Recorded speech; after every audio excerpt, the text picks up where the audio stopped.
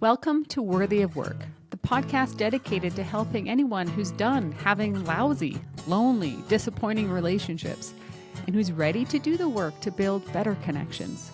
I'm Stephanie Rivard, and if you've ever questioned your sanity, wondered if healthy relationships are even real, or wonder if there's anything you can do to attract or create a healthier relationship, you are exactly where you need to be.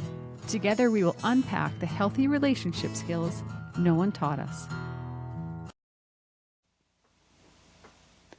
This morning, my husband and I had coffee, and we were talking about worry, the act of worrying. And I thought it would be fun to share some of the things that we were discussing, and particularly the ways that I have changed my perspective on worry. I now see it as a defect of character, the act of worrying.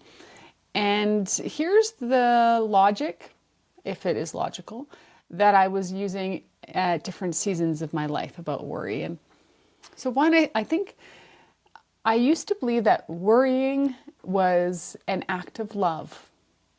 That if I care for someone who might be struggling or going through something difficult, it was actually loving of me to worry on their behalf. I don't know the logic here, but if I'm sitting in my living room fretting, worrying about someone else, that this was somehow an act of love.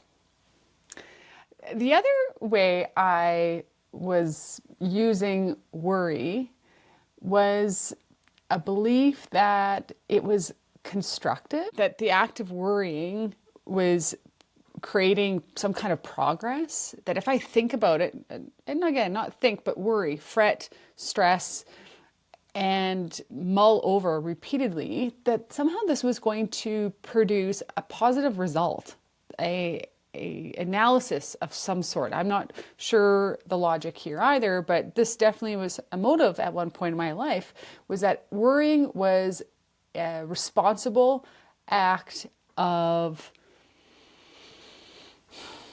perceived progress, like somehow I was going to create progress through this behavior, and yet I have never seen that successful. Just for fun review of this behavior, I've never actually seen it produce anything constructive. However, I have seen it on a number of occasions create the opposite effect, where I am now less capable or present or even just well to deal with the matter that may have been causing the worry. So if anything, there's only evidence in my life that would suggest that no, this is not a constructive action that's responsible in bringing me closer to a solution. It's actually the opposite. That's the only one I have evidence for. That worry is an act that would